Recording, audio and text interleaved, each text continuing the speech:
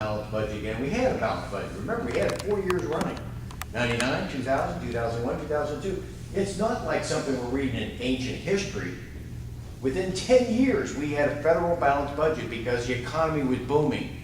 Well, let's get it back again to where it's booming. One of the first things I like to do is let's make WVU the research center of this country on energy. Alternate energy uses, alternative energies, alternate uses for coal, make it the center. A research center, much like they have down in the Carolinas, with the three colleges that work together, research triangle they call it. West Virginia in the middle of the coal belt to be able to start talking not only about coal but oil, gas. I'd really like it to be the research center of energy. It has a reason to do that if we can get that. How about reinstituting the nuclear program? And the nuclear program. All of the above. You and I have shared information about that. The only thing I don't know if we differ necessarily, but it has to do with what do we do with the spent fuel rods. I don't know what. Someplace they have to be handled. They handle them all the time. Well, Yeah, they already handle them. They're not handling them very well now. You know that No, too. the problem is, it's a myth.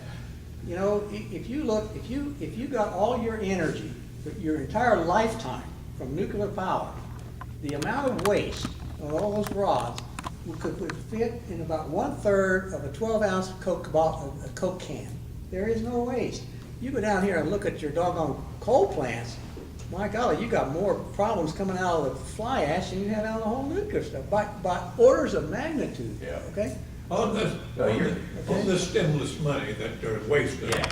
why don't they take plants like Wayne's and turn it into a garment factory, and over there at Corning Glass, turn that into a shoe factory, instead of buying all this junk from China? How are we gonna balance the budget? How are we gonna pay our bills if our plants are shut down? And there's Ravenswood shut down. Now, whenever you lose your plant, you lose your technology. Right now, China is a world-leading country, where we used to be, because we owe them so damn much money. If anybody told me when I was a kid that we'd be borrowing money off from a communist government and getting in so deep and we can't pay the interest, I would never believe it. Yeah, but you got it wrong. I couldn't have believed it. They're not communists, they're capitalists, we're communists. Yeah, that's right. You had a question? There we go. Okay, first of all, I'm a 2004 award-winning historian for the state of West Virginia. I had the honors of Governor Bob Wise bestow that on me. I teach new genealogy in 7 states. I bring in a genealogy report and everything on Oliverio, and his family came here in 1860, so he's a long time, which I have disrespect for him because he won't come to a Tea Party meeting, and I've even told him that. Your family and everything came in from the Buckeye State. Well, there's actually over 428 different McKinleys and everything in the United States, different families. I haven't been able to do a genealogy research on you. Now, I do have disrespect to you, and I'll tell you why. On record, in the Willie newspaper, you stated on record that you're a longtime friend of Alan B. Mollahan. You're also on record in a Vinton area. You stated you will not read the bill. All the politicians and all the candidates has ran, and even the politicians in office now, and you just stated in here that you want to create jobs.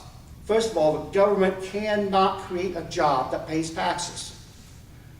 No government employee, I don't care if it's a city, state, county, or federal, they do not pay taxes. It takes the private sector that pays taxes.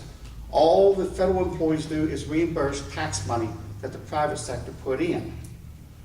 So, with you saying that you're going to create jobs, you're going to put us further in debt. No. Now, you also stated a few minutes ago that this balance, the books was balanced. Okay, you talking about Bill Clinton's term. 30 days after George W. took office, he had to write a $60 million interest check to Social Security. One of the trips he made to Parkersburg, West Virginia, found out the federal government owed Social Security $1.7 trillion. If the books was balanced, why did he have to write a $60 million interest check? Plus, if you look at the Clinton era, we had a very good congressperson down there, Newt Gingrich. It was also mentioned tonight about what come Obama has been impeached. According to this book, which is becoming worthless, the Constitution, the Senate's supposed to verify the candidates running. But I've also heard word in here it's Congress' fault. No, it's not. It's the Senate's fault. So far, there's been over 30 different lawsuits against this administration. And this administration threw everything out, forced the federal judges to throw it out and everything else. There should be about time to clean everybody out. Go back to what George Washington said, forget the politicians. Let's have a statesman up there. And let it be other people, by the people, for the people. Not these people that wants to make money. Okay, congressmen. There's 435 congressmen. How many in here knows who is the 535 members of the college electoral voters? That's 100 senators and 435 congress, all crooks. How many different employees does a congressman have? Their secretaries have secretaries that have secretaries. Obama has 44 czars, the last count I heard, probably more than that now. Michelle Obama got 25 personal aides. Those 25 personal aides is at the cost of $1.5 million a year pays check that has not been approved by the people of the United States. She also has a professional hairstylist and a professional makeup artist that was not approved by the people of the United States. Why is the Congress every time, but matter of fact, about 10 years ago, they voted and put it in law. They don't even have to vote for themselves a raise anymore. They automatically get it. The people didn't approve that. They're always hiding stuff. West Virginia has what they call lemon law, sunshine law. Oh, these ours. Don't you think we gotta have a sunshine law? You know it's illegal for, let's say, the mayor of this town to go into a restaurant when there is a councilman in there and sit beside them and eat is against the law of the state of West Virginia. It's classified as a meeting. So what are you gonna do about the crookedness and everything of the government? You have thrown out about 15 different things. I don't even want an answer. I want you to just think No, about I it. hear what you're saying, but you've done it in such a confrontational mode. Right. And that's not productive. It really is not. I mean, you start off wrong. I'm not from Ohio. Okay, Well- my family came here in 1768 to West Virginia. I know that as a Which fact. line? Huh? Which line? We're Captain John McKinley. John And he was McKinley. beheaded by the Indians in 1782. So Okay. I respect it. I love genealogy.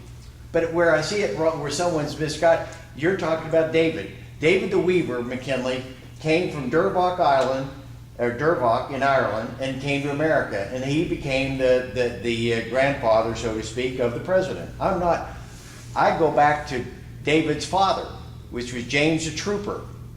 He had a son, William, who stayed in Ireland until So your 1760. your family came through Castle Gardens? Came through where? Castle Gardens? No, I don't know. No, we came. I mean, here in America, we don't know where we came. I have a half a feeling we came through Cape May, New Jersey, and through Philadelphia area. But that's neither here nor there. My point is, I love what you're talking about history, but I wish you'd lose the edge because we're trying to work together here to make this thing happen. We're down to two choices, and you want to attack me on these things, and I'll respond. I'll do.